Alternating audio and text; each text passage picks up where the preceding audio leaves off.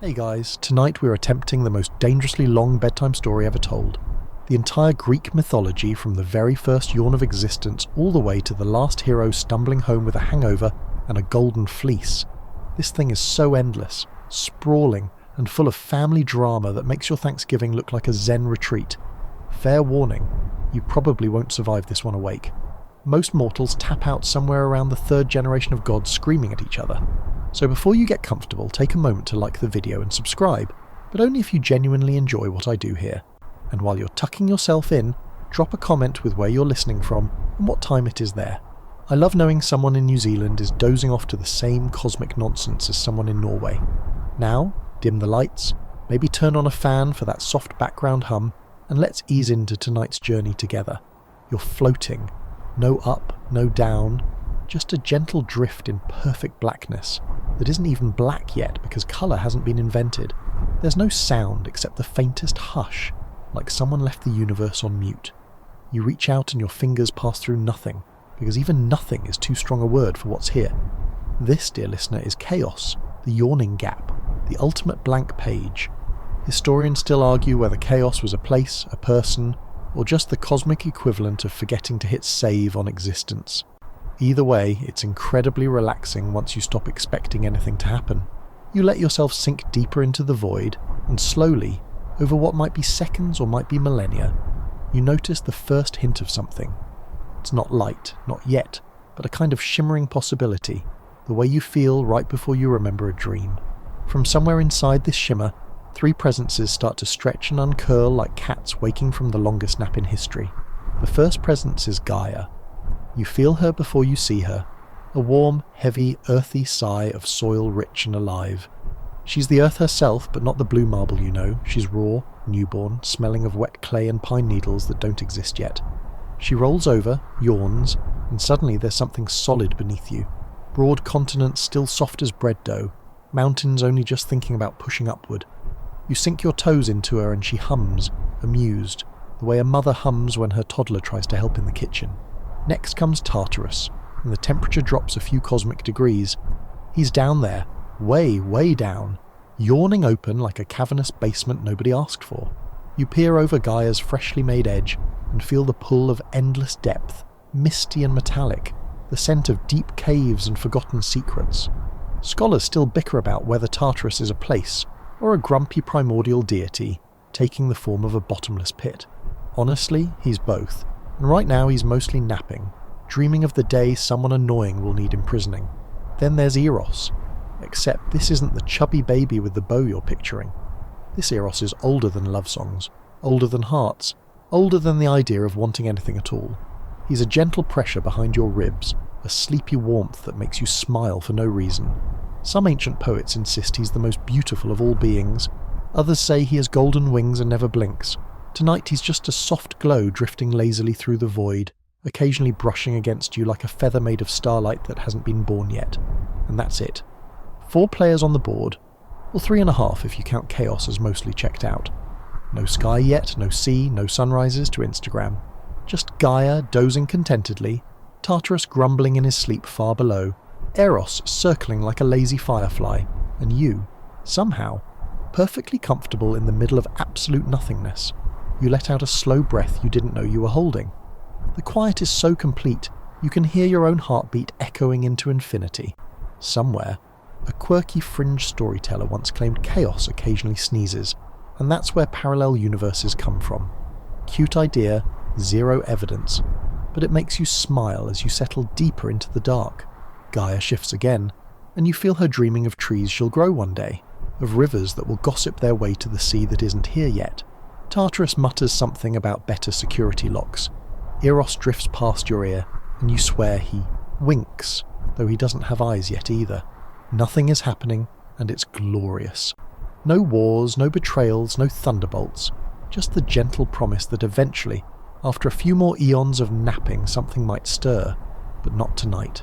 Tonight there is only the soft, endless hush of beginning, and you're exactly where you're supposed to be. Cradled in the pause before the pause, drifting in the original lullaby. You feel your eyelids. Well, the idea of eyelids growing heavier. The void rocks you the way a mother rocks a cradle that doesn't exist yet. and somewhere in the distance chaos yawns one more time, wide enough to swallow every story that will ever be told. Sleep is coming for you now, as inevitable as the first dawn that isn't here yet.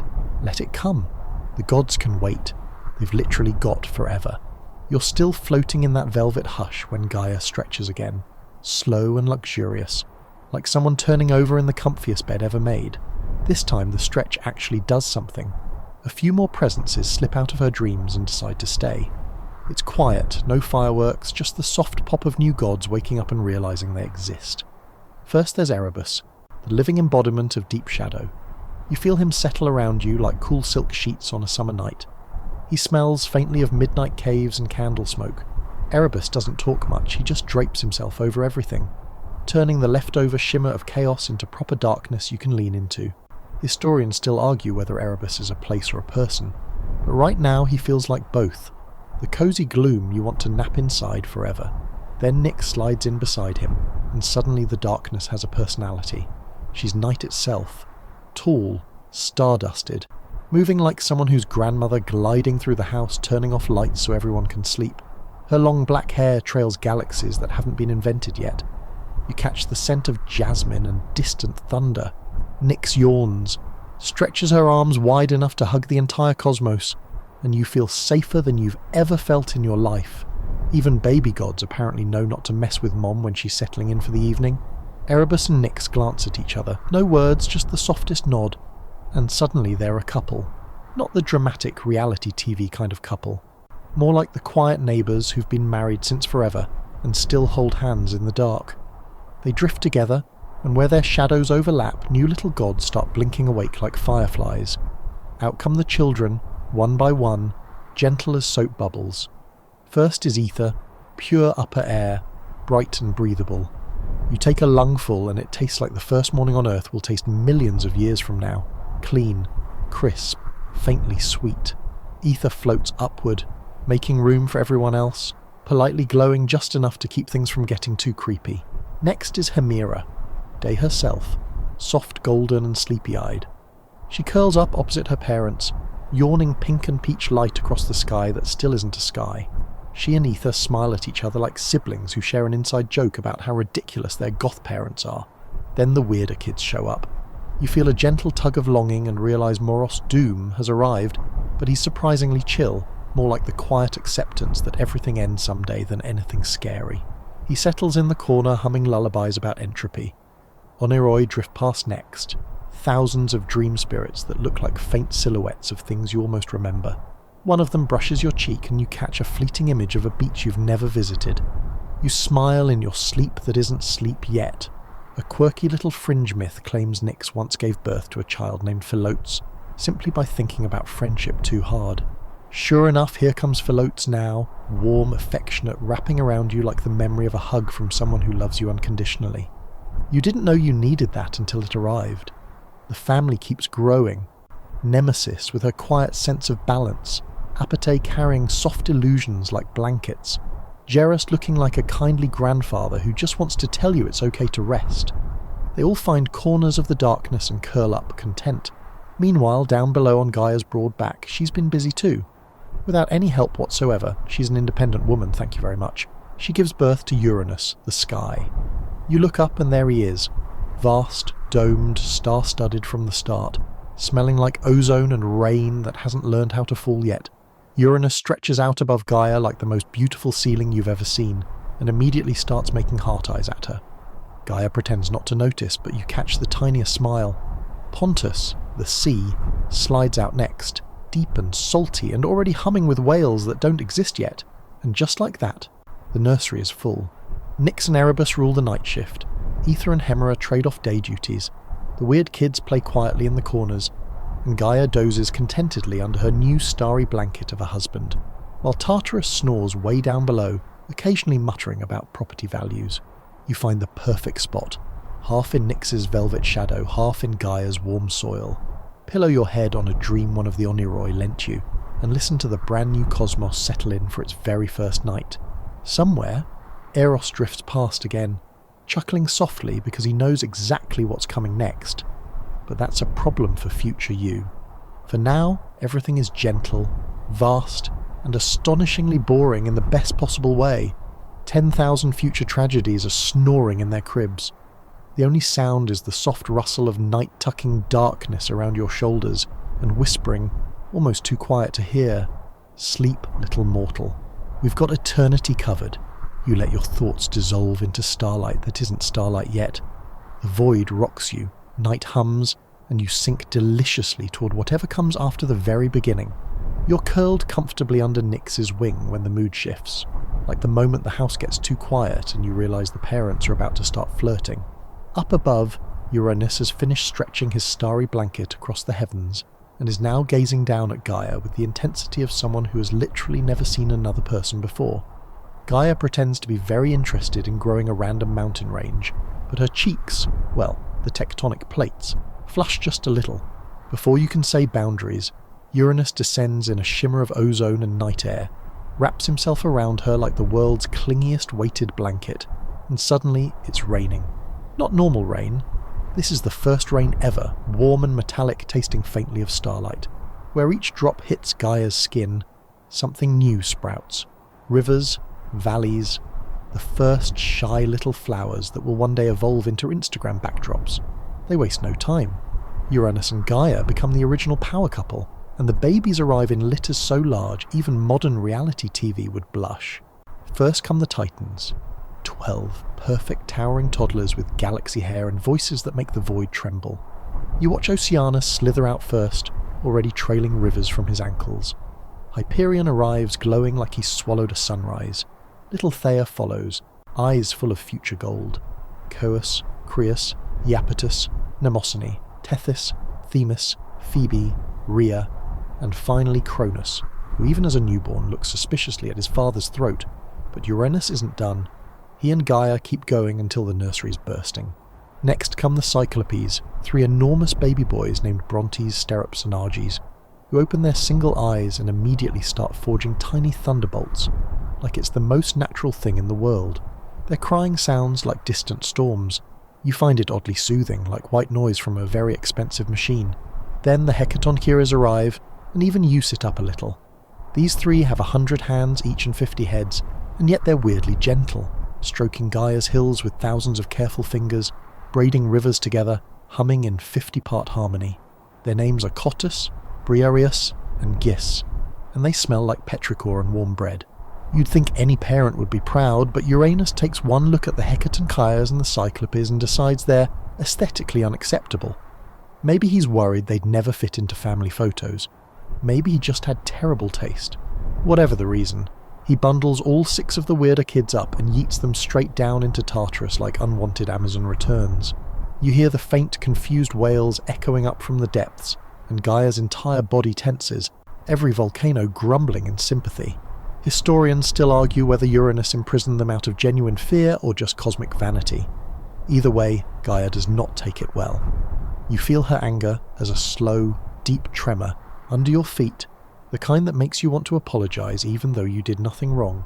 To keep things domestic on the surface, Uranus ramps up the rain again, but now it's oppressive, endless, a constant drumming that never lets Gaia sleep.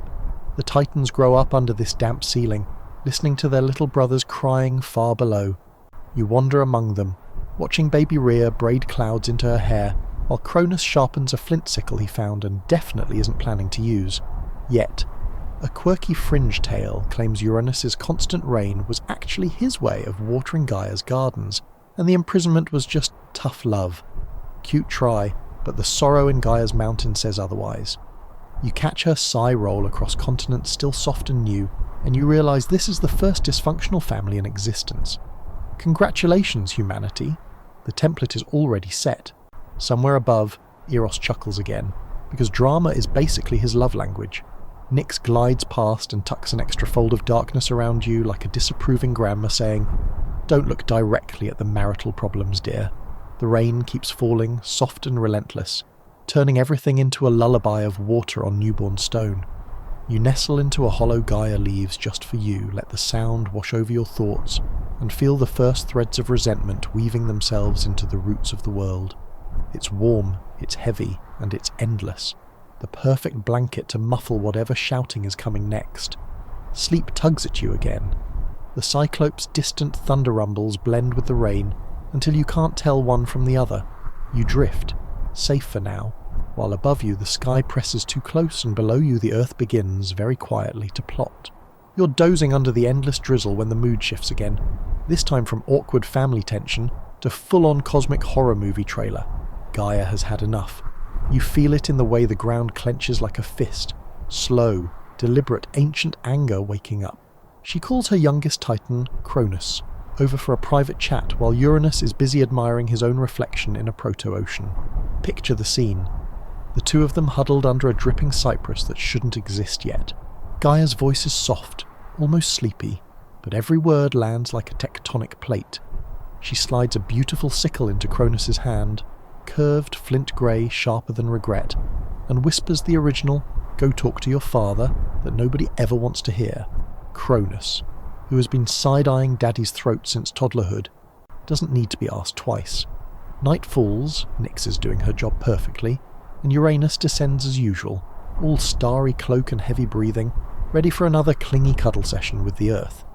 You're hiding behind a convenient boulder because even you know this is about to get awkward. Cronus steps out of the shadows like the quiet kid who's been plotting in detention for years. Uranus doesn't even notice until the sickle flashes once. Quick, almost polite. There's a sound like every thunderclap that will ever exist happening at once, muffled by Nyx throwing her cloak over the whole scene so mortals won't have nightmares for the next 10,000 years. When the stars stop screaming, Uranus is no longer attached in the way he used to be. The severed parts tumble into the sea. Pontus barely has time to say, "Dude, not in my water," and where they hit the waves, white foam boils up. From that foam, because Greek mythology has zero chill, a fully grown woman steps out. Aphrodite, yawning, stretching, already perfect, already smelling like sea salt and expensive perfume. She hitches a ride on a giant scallop shell and drifts off to cause problems elsewhere. Nobody even says hello. Everyone's too busy processing the fact that Dad just got cancelled in the most literal way possible. Historians still argue whether the castration was literal, symbolic, or both. Either way, the sky backs off real fast after that. Uranus retreats upward, bleeding rainbows and curses. His final words, more of a cosmic wheeze, promise that Cronus will one day get the exact same treatment from his own kids. Cronus shrugs like a teenager who's heard it all before and kicks the sickle under a rock. The rain stops. Finally. You take what feels like the first dry breath in eternity. Gaia exhales in relief, mountains unclenching, rivers running clear. Down in Tartarus, the imprisoned Cyclopes and Hecatonchires stop crying for a moment, sensing the shift in management upstairs. Cronus stands there holding the cosmic keys, suddenly the new landlord of everything. The other titans gather around, trying not to stare at the foam, still settling on the waves where Aphrodite used to be. Rhea gives him a supportive little pat that somehow feels like congratulations and also good luck, babe. A quirky fringe story claims that sea foam from that day is why the ocean is salty. Equal parts tears and, well, you get it. Scholars roll their eyes, but the sea does taste faintly metallic if you think about it too hard. You wander over to the shoreline, watch Aphrodite's shell disappear over the horizon, and realise the universe just hit its first major plot twist. Blood has been spilled. Well, star blood. A goddess has been born fully clothed and unbothered, and the old regime is limping upward to become the literal sky ceiling we'll all ignore one day. Above you, Uranus sulks in the stratosphere, occasionally muttering prophecy threats that sound suspiciously like a dad saying, "You'll understand when you're older." Cronus pretends not to hear. The Titans throw an awkward victory party that mostly involves standing around nodding at each other. You find a quiet spot on a cliff Gaia smooths out just for you. Lie back and listen to the brand new silence where oppressive rain used to be. The stars feel farther away now, safer. Waves hush against the shore, whispering the first lullaby that isn't forced. Everything smells like petrichor and fresh divorce. It's traumatic, sure, but also weirdly peaceful. Change has finally come, dramatic and irreversible, and the cosmos takes a long, shaky breath. You let that breath carry you. The night is vast, the sea is gentle, and somewhere far away Aphrodite is already breaking her first heart. But here, right now, there is only the soft hush of a world rebooting, the distant grumble of an ex-sky, and the promise that tomorrow, or in a few billion years, things will be different. Sleep finds you easily tonight. Even the foam settles, even the sickle rusts, and you drift, carried on the quiet certainty that family therapy was never an option for these people. Cronus wipes the last of the cosmic mess off his hands, declares himself CEO of reality, and decides it's time for the universe's chillest era, the Golden Age. You wake up to a world that feels like someone turned the saturation all the way up and then wrapped everything in cashmere. The sky's a polite, non-creepy distance now stays a perfect cerulean dome. The earth has stopped sulking and is basically showing off. Wheat grows taller than houses without anyone planting it. Grapevines heavy with fruit spiral up trees that drop figs into your lap if you look thirsty. You walk barefoot across meadows and the grass massages your feet like it's been to spa school. Even the bees are too relaxed to sting. They just bumble past humming lullabies in B-flat. The Titans move into management positions. Oceanus and Tethys take the seas and immediately start breeding every gentle sea creature you'll ever love. Dolphins basically invent synchronized swimming on day one. Hyperion and Thea claim the sun and moon. You watch the first sunrise and it's so soft you don't even need sunglasses. The light feels like warm honey poured over your shoulders. Cronus and Rhea set up house on Mount Othris, a palace grown rather than built, all rose gold marble and open balconies where breezes carry the scent of fresh bread nobody baked. Their marriage is surprisingly mellow so far. Cronus lounges on a throne made of clouds, Rhea braids flowers into her hair, and the other Titans drop by for endless garden parties, where the way your neighbours drop by for book club, except the wine never runs out and nobody argues about politics. Humans show up at some point. They're crafted from clay and starlight, or maybe just wander in from the woods. The stories disagree. Either way, they're adorable. No greed, no war, no 9 to 5. They spend their days napping in orchards, playing flutes carved from reeds that grew while they watched, and growing old only when they feel like it, at which point they simply lie down under an olive tree and turn into friendly spirits. Mortality's first retirement plan. You join a picnic under a tree dripping with golden apples, the non-dramatic kind. A satyr who hasn't learned to be creepy yet hands you a cup of something that tastes like childhood summers. Half-asleep nymphs braid your hair with daisies. Somewhere, a river sings in 4-part harmony with itself. Historians still argue whether the Golden Age was literal centuries or just one really good cosmic weekend.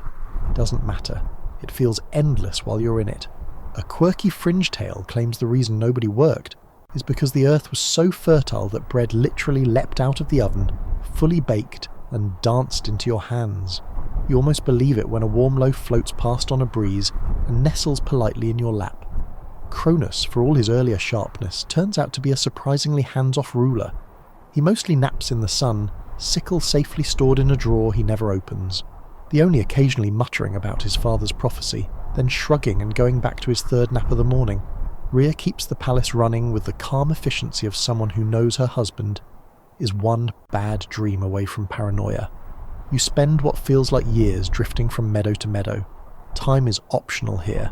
The sunsets last as long as you want them to, and the moon rises only when everyone agrees they're ready for softer light. The biggest drama is when Hyperion accidentally makes the day too bright, and everyone has to wear flower crowns as sunglasses. It's so peaceful you almost feel guilty. Almost. Because under the perfection, something is ticking.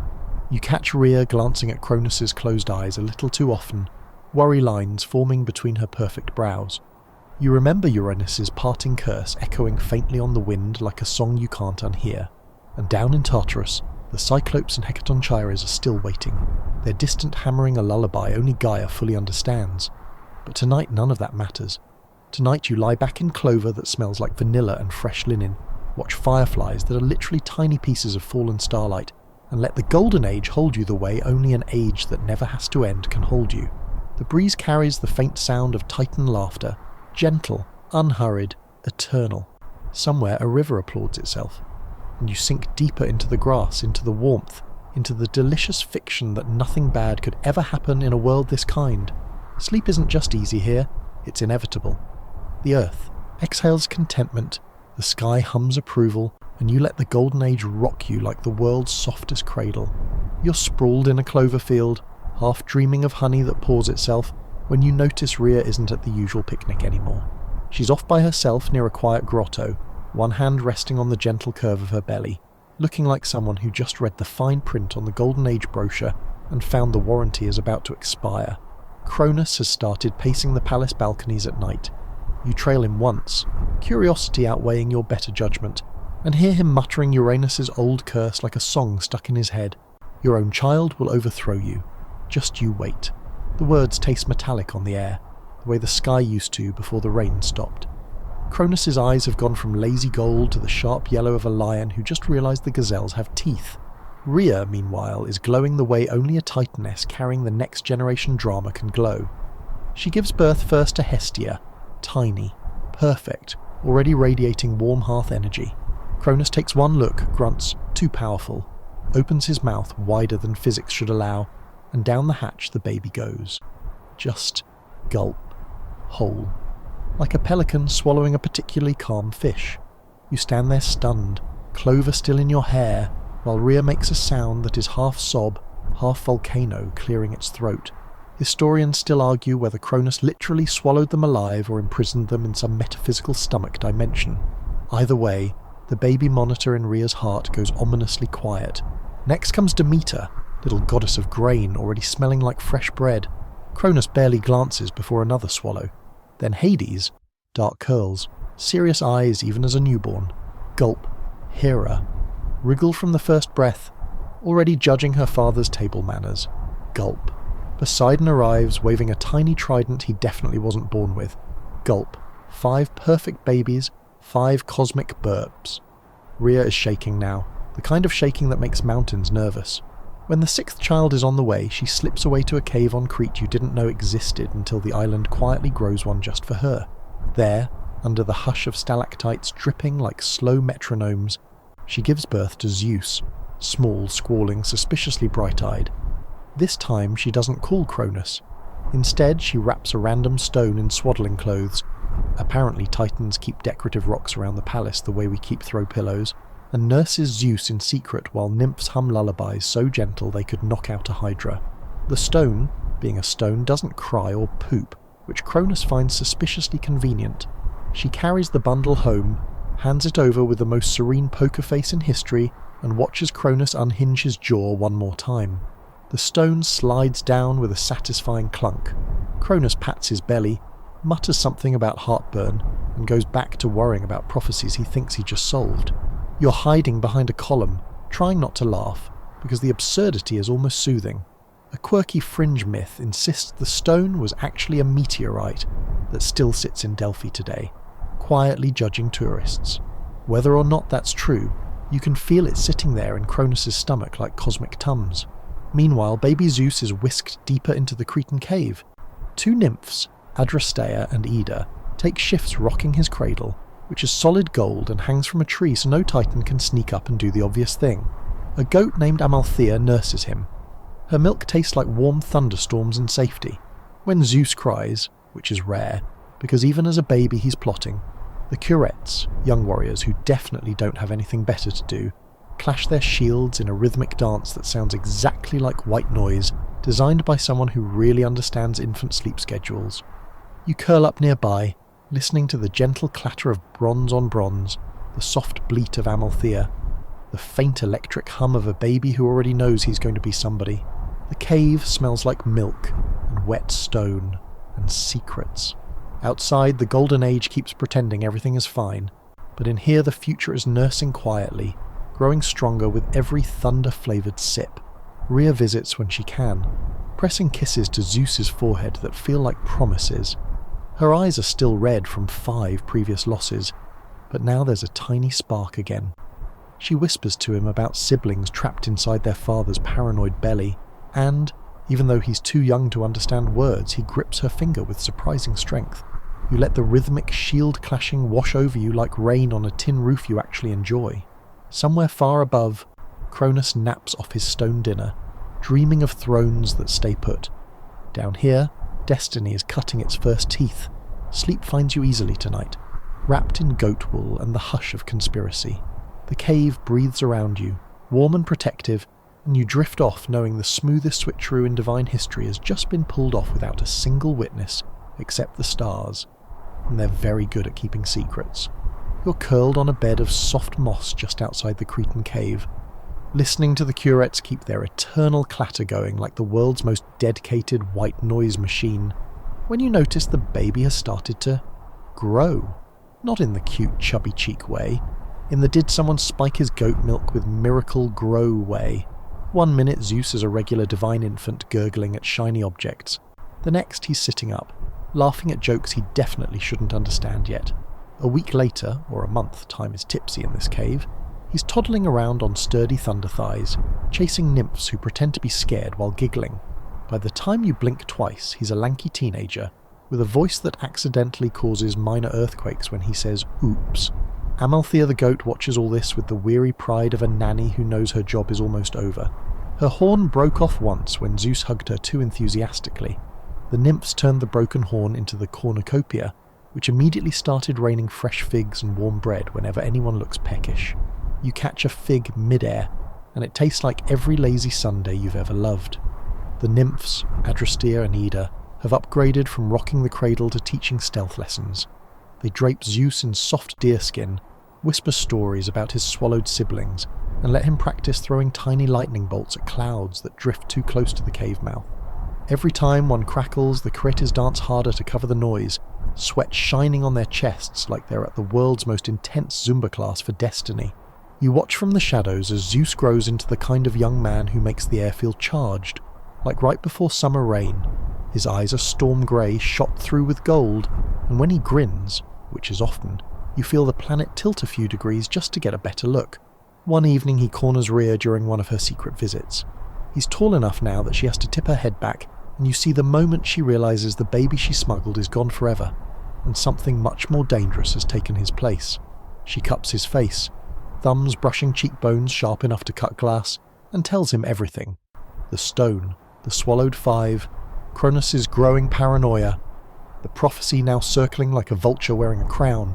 Zeus listens without interrupting, impressive for a teenager, then asks the question that changes everything. How do I get them out? Rhea smiles the tired smile of a mother who's been waiting years for someone to ask that. She hands him a tiny vial of something that smells like snow on pine needles, and regret. You'll serve your father his evening wine tomorrow, she says. Add this. He'll think it's just a new vintage. You feel your stomach flip. It's the gentlest coup you've ever witnessed, plotted in whispers among fig trees and goat smells. That night Zeus practices being a cupbearer in front of a reflecting pool. He moves with surprising grace for someone whose legs grew 6 inches last week, practicing the exact tilt of the goblet, the exact innocent smile. The nymphs cheer every time he doesn't spill. Even Amalthea bleats approval. A quirky fringe story claims Zeus was also raised by bees for a while, and that's why his voice always sounds like warm honey over thunder. You taste the air and decide you believe it. The cave feels smaller now, crowded with future. The Curettis dance has taken on a new rhythm. Less lullaby, more war drum. Zeus sharpens his first real lightning bolt on a whetstone made of storm clouds, sparks drifting down like sleepy fireflies. Historians still argue whether Zeus spent 18 years on Crete or 18 days. The mythology shrugs and says yes. Either way, by the time he steps out of the cave mouth for good, the island itself exhales in relief, like it's been holding its breath since the stone went down Cronus' throat. You walk beside him as he heads toward Mount Othrys, barefoot because shoes feel insulting when the ground itself parts gently for his steps. The sky, still Uranus technically, rumbles what might be encouragement or might be nerves. Zeus just grins up at it, waves like they're old friends who had a minor falling out. Behind you the cave settles into quiet memory. Amalthea grazes peacefully. The curettes finally hang up their shields. The nymphs start planning a graduation party that will probably involve too much nectar. Ahead, the Golden Age is still pretending everything is perfect, but you can feel the hairline cracks spreading under the marble floors of Othrys. Cronus is about to discover that heartburn can be a revolution in disguise. You keep pace with Zeus, feeling the electric hum under his skin, and realise the goat milk and revenge diet has produced the single most dangerous houseguest in history. Sleep doesn't come easy tonight. The air tastes like coming storm, like popcorn before the movie starts. But it's a good kind of restless, the kind that makes you smile into your pillow made of moss and destiny. Somewhere inside Cronus' belly, 5 siblings are waiting for their Uber, and the driver just got his license. You're walking just behind Zeus as he strides up the rose-gold slopes of Mount Othrys, trying to look like a perfectly ordinary new cupbearer instead of the living thunderstorm he actually is. The palace doors, carved from a single piece of sunset, swing open without anyone touching them. Inside, the air smells like ambrosia and denial. Cronus is sprawled across his throne, one hand on the stone baby bulge he still thinks is Zeus, the other holding a goblet that never empties. He's gotten heavier since the Golden Age started, softer around the edges, the way absolute power likes to pad itself.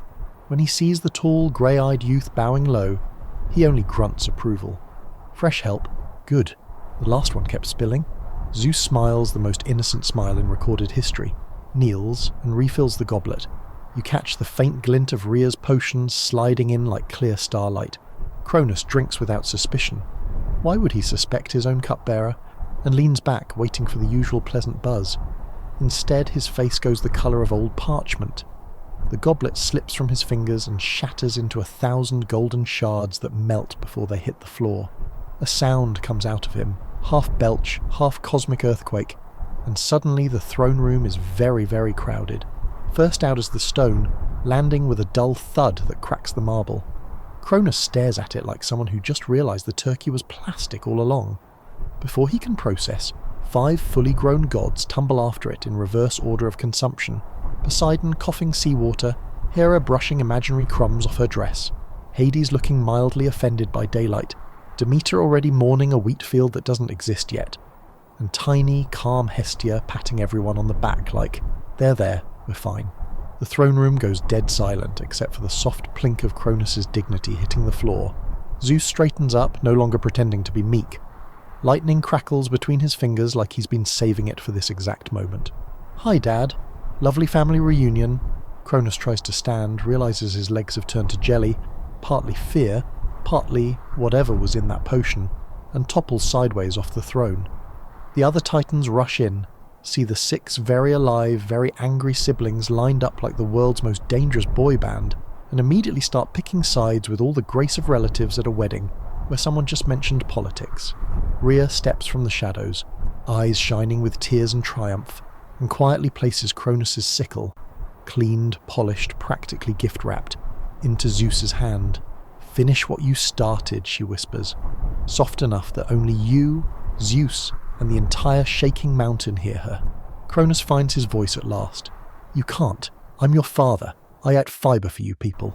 But it comes out as more of a croak, because Poseidon has already summoned a wave inside the palace just to make a point, and Hera's glare could sterilise medical equipment.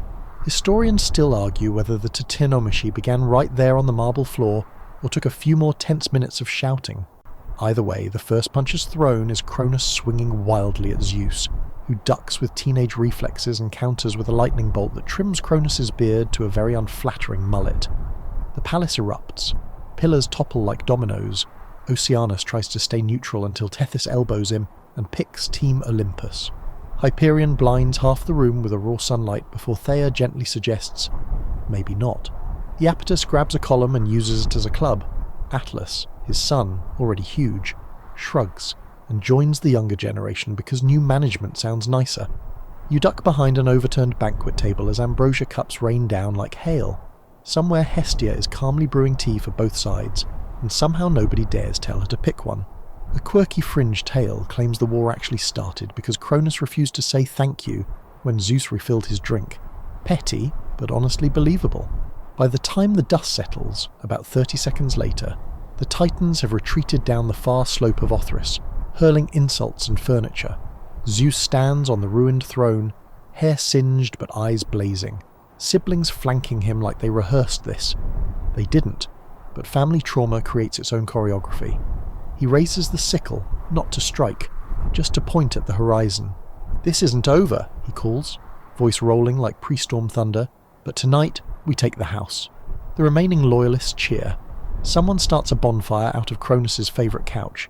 You snag a piece of ambrosia off the floor, still perfectly good, and settle on a half-melted balcony to watch the stars rearrange themselves into new constellations that look suspiciously like middle fingers aimed at the fleeing Titans. Far below, Gaia sighs, half proud, half exhausted, and smooths a new plane where the battlefield will be tomorrow. Up here, the first night of the rest of mythology begins with the smell of ozone, spilled nectar, and the quiet certainty that nobody is sleeping tonight. But you're exhausted in the best way. You curl up between Hestia's warm hearth glow and Poseidon's cooling sea breeze. Let the distant crash of preparation lull you, and drift off to the sound of a family finally fighting back. The war starts at dawn. You'll be ready. For now, the palace ruins rock you like a cradle made of victory. You wake to the sound of the world cracking open like an egg somebody's using as a gong.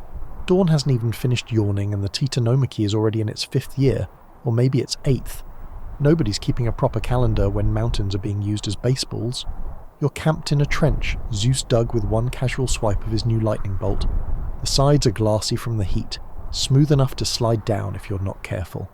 Above you, the sky has split its loyalties. Half is still Uranus blue and cheering for the Olympians, half is bruised, Titan purple, and spitting hail the size of chariots. Every time the two fronts collide, there's a boom that rattles your teeth and feels oddly like the bass line to the longest drum solo in history. The war has settled into a rhythm almost soothing in its monotony. Morning, Hyperion tries to blind everyone with raw sunlight. Midday, Poseidon and Oceanus wrestle over who owns water, spoiler both and neither. Evening, Atlas shrugs an entire island range at Hades, who catches it one-handed and mails it back with interest. Night, everyone retreats to lick wounds, sharpen weapons, and pretend tomorrow will be different. You spend most days ferrying messages between the siblings because you're small, quiet, and somehow nobody notices you. Hestia keeps the campfires gentle and the stew eternally warm. Demeter grows emergency wheat in foxholes so nobody starves. Hera files paperwork, literal bronze tablets of grievances, while sharpening her glare into something that could cut marble. Hades mostly sits underground, directing rivers of lava like traffic. Poseidon surfs tidal waves, yelling surfing slang that won't exist for millennia. Zeus is everywhere at once, hair permanently electrified, laughing in the middle of every lightning strike like it's the best party he's ever thrown. He's collected a growing arsenal of bolts forged by the Cyclopes, still imprisoned, but willing to mail weapons through Tartarus's suggestion box if it means payback. 10 years of this. 10 actual mortal years of mountains thrown, oceans boiled, continents redrawn because someone sneezed wrong. You lose track of birthdays, seasons, the concept of silence. The only constant is the nightly lull when both sides collapse exhausted, and the stars come out looking bruised but polite. A quirky fringe story claims the war only felt long because Gaia slowed time so her grandchildren wouldn't kill each other too quickly. Sweet thought, but the scars on the planet say otherwise. Historians still argue whether the stalemate lasted exactly 10 years, or whether ancient poets just like the round number. From inside the trench it feels like forever, and also like one endlessly exhausting afternoon. You've developed little rituals to stay sane. Every evening you curl up beside whichever sibling is least singed, let Hestia's hearth warmth soak into your bones, and listen to the distant clanging of Titan hammers answering Cyclopean forges far below. The sound is almost musical. Deep, slow, patient, like the heartbeat of something enormous waiting for its cue. One night Zeus flops down beside you, covered in soot and someone else's ichor, grinning like a kid who just discovered sugar. "We're close," he whispers, voice hoarse from shouting orders at clouds. "I can taste it. Tomorrow we free the big guys." You don't ask which big guys, you already know. Sleep is shallow in the trench, punctuated by distant avalanches and the occasional apologetic, "Sorry, wrong mountain" from Atlas. But it's sleep, and it's yours. You pull a cloak woven from leftover night. Nick sent it weeks ago with a note that simply read, "Try not to die, darling," and let the rhythmic thud of distant combat rock you the way rough seas once rocked sailors who hadn't been born yet. Above, the bruised sky flickers between storm and starlight. Below, Tartarus hums with anticipation. Around you, 6 siblings breathe the steady breath of people, only find when they know the worst is almost over. You drift off to the sound of tomorrow sharpening its teeth, and for the first time in a decade the war feels less like an eternity, and more like the long, loud inhale before the final note. The trench cradles you. The lightning quiets to a purr, and somewhere far beneath your feet, 3 one-eyed smiths and 300-handed giants smile in the dark, listening to the footsteps of freedom coming at last. You're jolted awake by a sound you've never heard before. Silence. Not the exhausted lull that usually falls at 3 a.m, when both sides run out of boulders. This is a deliberate, listening silence, like the whole planet just took a breath and held it. Zeus is already standing on the edge of the trench, hair glowing with leftover static, eyes fixed on the horizon where Tartarus yawns open like a gate somebody finally remembered the combination to. He lifts one hand, and the lightning stops mid-flash, hanging frozen in the air like golden icicles. Every Olympian turns toward him without a word, then he dives. Not metaphorically. He literally leaps off the cliff and dives straight down the throat of the abyss, trailing thunder the way a comet trails fire. Hades and Poseidon exchange a look that says, "Typical little brother," and jump after him. You scramble to the edge just in time to see Hera sigh, smooth her dress and step off gracefully like she's entering a ballroom instead of the worst prison dimension ever designed.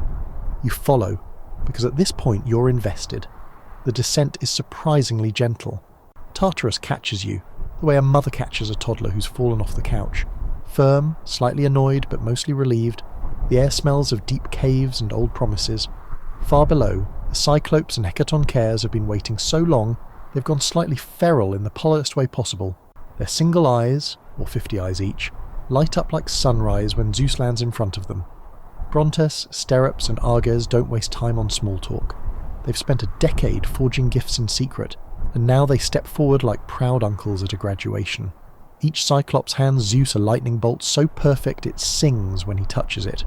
Three-pronged, humming with bottled storm, the kind of weapon that makes every previous sap feel like static from a balloon. Then the Hecatoncheires shuffle forward, suddenly shy despite having 100 hands apiece. Cottus clears 50 throats at once and rumbles, "We made you these," before producing 300 perfectly balanced rocks the size of houses. Briareus adds a gentle wind-up motion that turns the rocks into artillery. Geist just grins all 50 faces and flexes, causing a small earthquake out of sheer enthusiasm. Zeus tests one bolt. The flash is so bright Tartarus gets a tan. When your vision clears, the prison bars, mountains chained together with regret, have melted into slag. The 6 monstrous uncles stretch, joints popping like continental plates, and for the first time in forever, Tartarus feels almost roomy. A quirky fringe myth claims the Cyclopes also gifted Zeus an invisible helmet to Hades, and a trident to Poseidon at this exact moment. You watch it happen. The helmet flickers into existence on Hades' head, like a shadow deciding to cooperate, and Poseidon catches the trident mid-spin with the delighted laugh of someone who just got the best toy at Christmas. Historians still argue whether the weapons were forged during the 10-Year War, or had been sitting ready since Uranus first slammed the door. The Cyclops' proud, soot-streaked faces suggest the latter. Up top, the Titans feel the shift immediately. You climb back out of the pit. This time on a staircase Briareus improvises with 50 casual handrails, and watch Cronus' army freeze mid-swing. Atlas actually drops Sicily. Zeus rises last, riding a pillar of lightning that looks suspiciously like a victory parade. The 3 Cyclopes flank him on the left, eyes blazing like miniature suns. The 3 Hecatoncheires flank him on the right, each hand holding a boulder and a dream of payback. Cronus takes one look at the new lineup and ages about 300 years in 3 seconds. His sickle, which he'd retrieved and polished for the occasion, suddenly feels very small. You find a nice rock to sit on, one that isn't currently being weaponized, and settle in. The air smells like ozone, petrichor, and the particular tang of a plot twist arriving right on schedule. Hestia passes you a cup of something warm and calming. Demeter grows popcorn vines along the trench walls. Hera sharpens her smile. Far below, Tartarus finally exhales, content now that its favourite tenants have checked out and left a 5-star revenge review. The sky cracks open with the first real thunder that belongs entirely to Zeus. The war, after 10 long years of foreplay, is about to have its climax.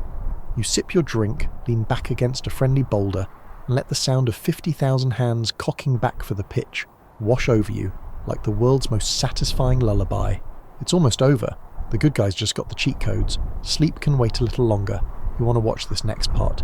The final battle lasts about as long as it takes you to exhale. One moment the Titans are still lined up on the far ridge, trying to look dignified while covered in 10 years of dust and bad decisions. The next moment the Hecatoncheires let fly. 300 hands move at once. 150 boulders the size of city blocks arc across the sky like the slowest, most inevitable hailstorm ever recorded. They blot out the sun, cast shadows sharp enough to shave with, and land with the gentle finality of a librarian closing a very thick book on someone's fingers. Cronus tries to raise his sickle. A boulder politely removes the sickle, the arm holding it, and most of the mountain he was standing on. Atlas turns to run and gets buried up to his neck. The Olympians decide that's punishment enough and leave him there as a permanent coat rack. Hyperion attempts one last blinding flash, and is immediately brained by Brontes swinging a spare lightning bolt like a baseball bat. You watch the whole thing from the best seat in the house, Hestia's hearth, which she's relocated to a floating chunk of marble for a better view. Popcorn vines, courtesy of Demeter, rustle softly as you reach for another handful. The air smells like petrichor, scorched bronze, and sweet, sweet closure. When the dust settles, literally in slow motion, because even gravity wants to savour the moment, the remaining Titans are on their knees. Oceanus and Tethys waving a white seaweed flag, Creus muttering apologies to anyone who'll listen, and Cronus trying to crawl away while missing most of his limbs and all of his dignity. Zeus steps forward, hair perfect despite everything, lightning bolt resting casually on one shoulder like a golfer carrying a favourite club. He doesn't gloat, he just looks tired and relieved the way only someone who's been fighting his dad for a decade can look. New management, he says simply. The sky rumbles agreement. The Cyclops and Hecatoncheires get hugs. Careful ones. Nobody wants to be accidentally squashed by affection. Briareus actually blushes all 50 faces when Poseidon claps him on one of many backs and says, "You throw a mean rock, big guy." A quirky fringe tale claims the defeated Titans begged to be turned into constellations, so they could at least keep good seats for the rest of eternity. Zeus, feeling magnanimous, and maybe a little guilty, grants it to a few of the less murderous ones. You watch Hyperion's outline flicker into the daytime sky as a faint, embarrassed shimmer. The worst offenders, Cronus chief among them, get marched back down to Tartarus. This time the Hecatoncheires volunteer as permanent jailers. Briareus braids the prison bars out of unbreakable night and his own spare fingernails. Cottus and Gaius take shifts humming lullabies so terrifying that even nightmares file complaints. Cronus is chained across from Uranus, who greets him with the smuggest cosmic "I told you so" in history. Back on the surface, the Olympians limp, fly, or surf up a brand new mountain that pushes itself out of the earth just for them. Mount Olympus, fresh, snow-capped, and already furnished with cloud-soft couches and a fridge that never runs out of nectar. The palace grows itself as you watch, golden columns sprouting like time-lapse flowers, fountains that pour starlight, balconies wide enough for gods to brood dramatically when the time comes. You wander the halls while the 11 plus Hades, who refuses the commute, choose thrones. Zeus takes the biggest, naturally, but makes sure Hestia gets the cosy spot closest to the eternal hearth she lights with a snap of her fingers. Demeter claims a window overlooking future wheat fields. Poseidon installs a tide pool in his throne room for ambience. Hera picks the seat that lets her see every entrance and exit, because some habits die hard. The Cyclops set up a forge in the basement and immediately start producing upgrades. Better lightning, sharper tridents, a helmet that actually stays invisible this time. The Hecatoncheires are given honorary citizenship and a suite with very high ceilings. They mostly nap, occasionally waking up to juggle moons for fun. Historians still argue whether the move to Olympus happened the same day, or took a leisurely week of redecorating. From inside it feels instantaneous, like the universe finally hits save after a very rough draft. You find a quiet balcony overlooking the world that's still steaming from the fight. The scars of the war are already healing, rivers finding new beds, forests knitting themselves back together, baby mountains stretching like they just woke up from the best nap. Below, humanity, those few who survived hiding under rocks, peeks out and realizes the sky no longer drips oppression. They light tiny, hopeful fires that look like stars from up here. You lean against a pillar warm from the day's lingering lightning and breathe air that tastes like fresh parchment and possibility. The palace hums around you, content, like a house finally full of the right people. Somewhere inside, Zeus raises a goblet, no emetics this time, and toasts to family that stays outside my digestive tract. Everyone laughs, even Hades. The sound rolls down the mountain and becomes the first gentle thunder of the new age. You smile, curl up on a cloud couch someone left conveniently nearby, and let the quiet victory settle over you like the softest blanket ever woven from relief. The war is over. The thrones are claimed. The cosmos has new landlords, and they throw better parties. Sleep, when it comes, is deep and dreamless and perfectly safe. You're lounging on a cloud that someone thoughtfully fluffed into the shape of a recliner when Zeus decides the new administration needs its first big project. He He's pacing the throne room balcony, lightning flickering between his fingers like he's rolling a coin, staring down at the tiny shivering humans huddled around their little campfires far below. "They look cold," he says, almost to himself. Then, louder, "They look cold, and I'm tired of looking at cold things."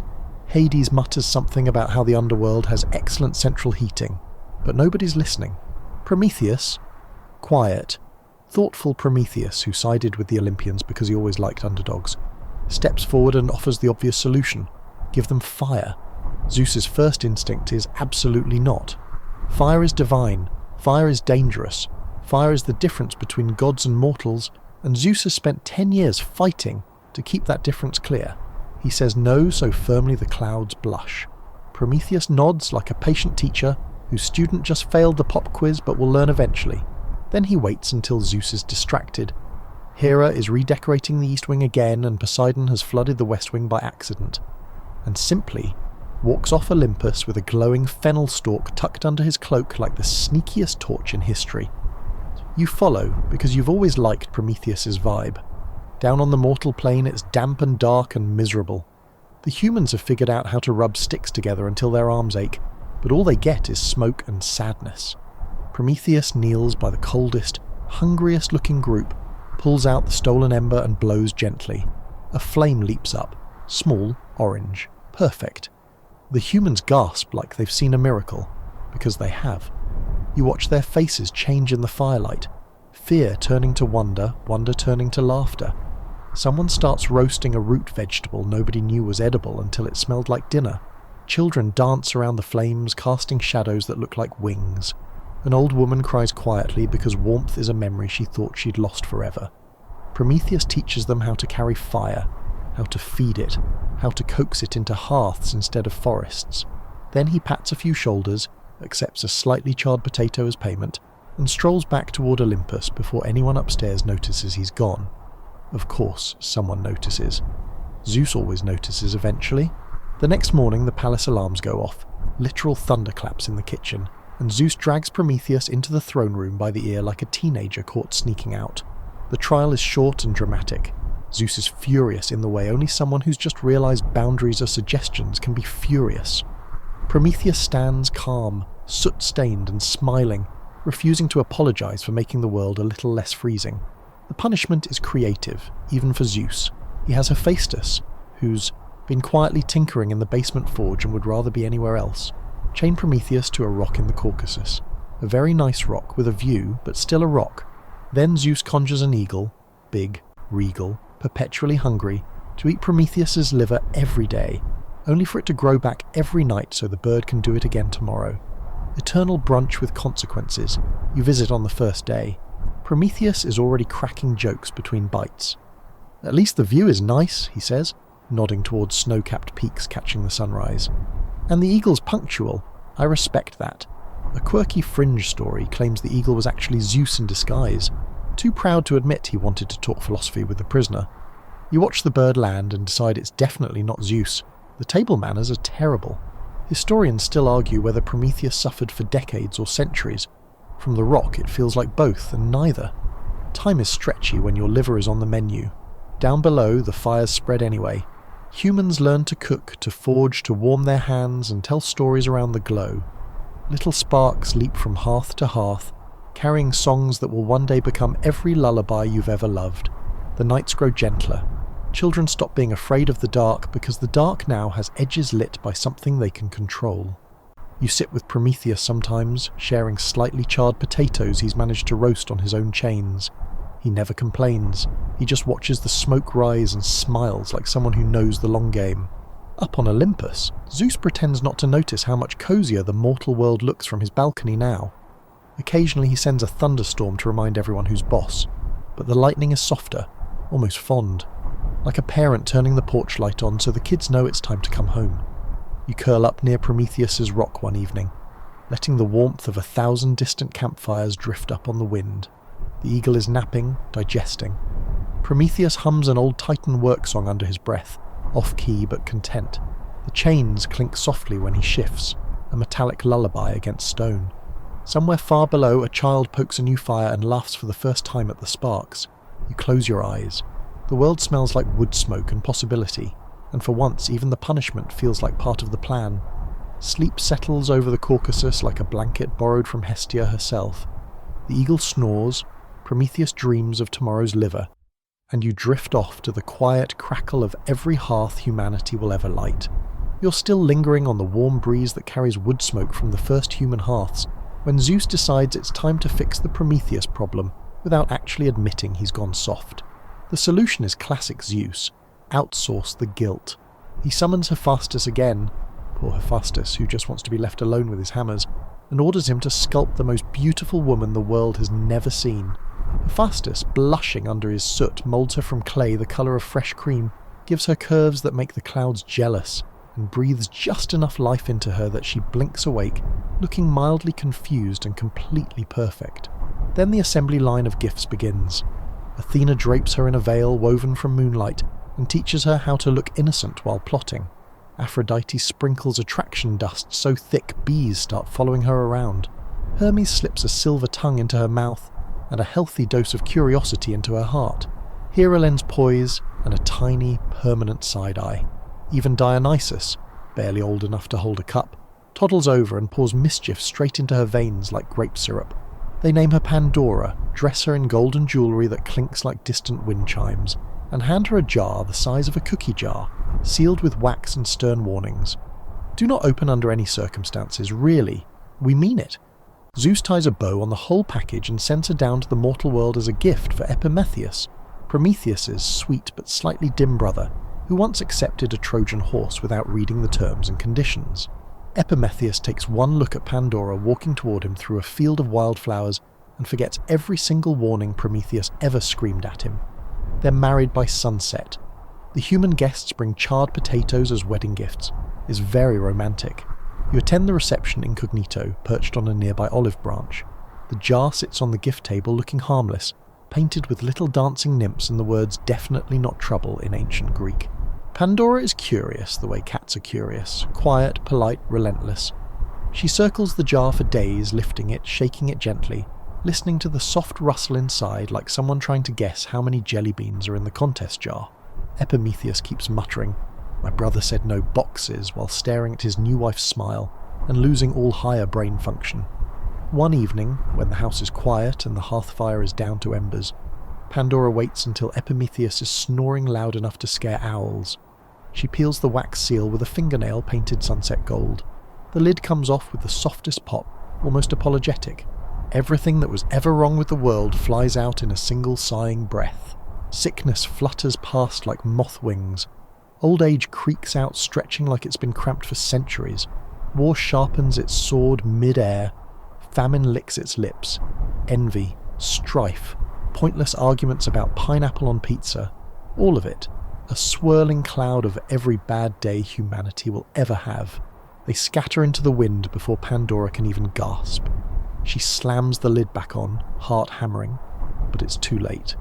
The only thing left inside the jar is a tiny trembling glow. She peeks again, terrified, and the glow unfurls into hope, small, soft, stubborn.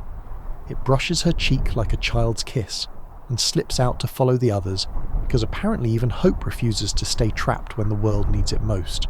You watch from the olive branch as Pandora sinks to the floor, jar clutched to her chest, tears cutting clean tracks through the golden dust on her cheeks. Epimetheus wakes up, sees the empty air humming with new shadows, and for once has nothing to say. A quirky fringe tale claims the jar was actually a pithos big enough to hide in, and Pandora only opened it because a spider startled her. You look around, no spiders, just consequences wearing party hats. Historians still argue whether hope staying in the jar was mercy or the final trick. From your perch it looks like mercy wearing steel-toed boots. Far above, Zeus leans over the balcony rail of Olympus, watching the first plague sniffle its way across a village, the first pointless war drum beat in someone's chest. He doesn't smile exactly, but there's a grim satisfaction in the set of his shoulders. Prometheus, still chained to his rock, lifts his head and laughs once, short, proud, painful, because humanity now has fire and trouble in equal measure, which is basically adulthood. Down below, Pandora and Epimetheus sit together in the sudden chill, arms around each other, listening to the world learn how to suffer. but hope curls between them like a small warm cat, purring just loud enough to be heard over the crying. You stay on the branch, long after the wedding torches burn out. The night smells like smoke and salt and brand new grief. Somewhere a baby is born already knowing how to cry. Somewhere else a mother sings anyway. The jar sits empty on the table, lid beside it like a question nobody knows how to ask yet. You close your eyes. The wind carries the first lullaby ever sung to a child who will grow up mortal and fragile and still, somehow, keep the fire alive.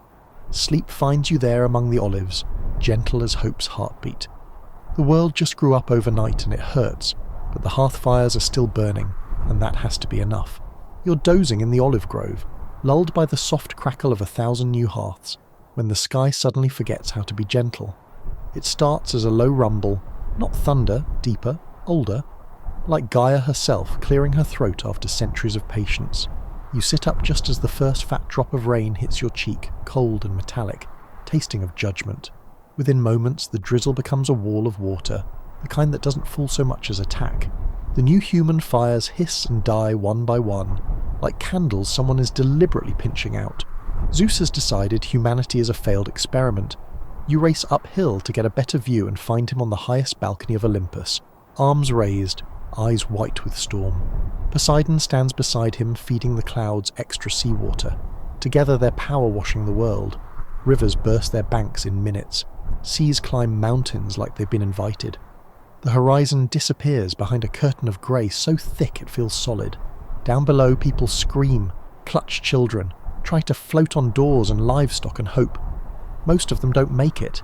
You watch entire villages slide away like toys someone got bored with. The noise is unbearable. Wood splintering, animals bawling, mothers calling names that will never be answered. In the middle of all this, one man and one woman cling to a small wooden chest bobbing on waves taller than temples. Deucalion and Pyrrha, Prometheus' son and daughter-in-law, were warned weeks ago in a dream that tasted like liver and kindness. They built the chest, stocked it with a little bread and a lot of trust, and now they ride the flood like the last two passengers on a very wet ark.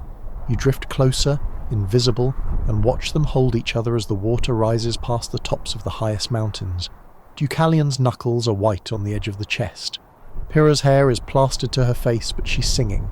Some tiny stubborn lullaby their mothers sang before the world learned cruelty. The song is almost lost under the roar, but the waves seem to hush around them just enough to let it through. 9 days and 9 nights the rain falls. On the 10th morning the clouds thin to a tired drizzle, and the chest bumps gently against the peak of Mount Parnassus, now the only island left in a world made of water. Deucalion and Pyrrha climb out, legs shaking, and stand in ankle-deep mud that used to be continents. Everything is gone. The silence is worse than the screaming was. They kneel in the muck and pray, not for rescue, just for instructions. A dove, Hermes in disguise, looking mildly embarrassed to be caught doing something nice, flutters down with an olive branch in its beak. Behind it, a soft voice that might be Themis, or might be the mountain itself, whispers, "Cover your heads and throw the bones of your mother behind you." Deucalion and Pyrrha glance at each other, horrified. They're decent people. Grave robbing is not on the to-do list. Then Pyrrha, clever Pyrrha, realizes their mother is Gaia. Her bones are stones. So they veil their faces out of respect and start tossing rocks over their shoulders like the world's saddest game of catch. Where each stone lands, it softens, stretches, and becomes a person. First just limbs, then faces, then whole sleepy humans blinking awake in the mud. Men from the stones Deucalion throws, women from Pyrrha's. They stand up dripping, confused, and immediately start helping each other to their feet, because even brand new humans apparently know some things instinctively. A quirky fringe tale claims the very first baby born after the flood cried olive leaves instead of tears. You watch a newborn yawn and spit out a tiny green leaf and decide the story might be true. Historians still argue whether the flood was global or just felt that way to the people who survived it. From Parnassus, it looks global. Nothing but water and sky and 2 exhausted parents trying to repopulate a planet one pebble at a time. You settle on a half-submerged cypress nearby as the new people build their first fire from driftwood and hope. The flames are small but defiant, hissing against the damp like they personally resent the flood. Deucalion and Pyrrha sit close to the warmth, arms around each other, watching children who weren't born yesterday chase the dove in circles. The rain has finally stopped. The skies the pale, washed out blue of a shirt that's been through too many cycles. Somewhere high above, Zeus leans on his balcony rail and sighs. Not quite apology, but close enough for a god who rarely says sorry. You stretch out on your branch, letting the gentle creak of new trees growing replace the roar of dying ones. The world smells like wet earth after crying. Clean, raw, ready. Sleep comes easier tonight than it has any right to. The fire crackles. A baby laughs for the first time in the new world. And the chest that carried humanity's last two decent people rocks gently in the shallows. Empty now, but still floating. Just in case. The water has finally slipped back into its proper beds, leaving the world shiny and newborn, like someone scrubbed the planet with cosmic soap. You're sitting on a warm boulder near the foot of Parnassus, watching the new humans, still muddy, still blinking, discover things like grass is soft and birds are loud at dawn. Their laughter is small and startled, as if they can't quite believe they're allowed to make noise again. High above, Olympus glitters in the morning sun, already looking slightly embarrassed about the whole flood thing. Zeus has declared the Age of Heroes officially open, mostly because mortals have started building altars again, and he likes the attention. The gods lean over the balcony rail like neighbours watching a block party they only half-heartedly tried to cancel. Down here the air smells like wet clay and possibility. Deucalion and Pyrrha have become gentle grandparents to an entire species, telling the same 9 flood stories until the children can recite them in their sleep. New babies arrive wrapped in olive leaves instead of blankets, and every cradle is rocked by someone who remembers the chest. The gods, restless after centuries of family drama and light genocide, start noticing how pretty the mortal women are when they laugh, or how handsome the shepherds look wrestling goats. One by one they drift down, sometimes as swans, sometimes as golden rain, sometimes just as suspiciously attractive strangers asking for directions, and end up fathering or mothering children who glow a little too brightly and run a little too fast. You wander these new villages and spot the demigods immediately. Taller, louder, destined for monsters or heartbreak or both. There's a boy in Argos who can already lift oxen overhead. A girl near Thebes sings so sweetly the nightingales unionize. A toddler in Athens keeps accidentally turning his toys into gold, and then crying because he wanted to play with them. The gods throw parties on Olympus to celebrate each new fling, but the parties feel different now.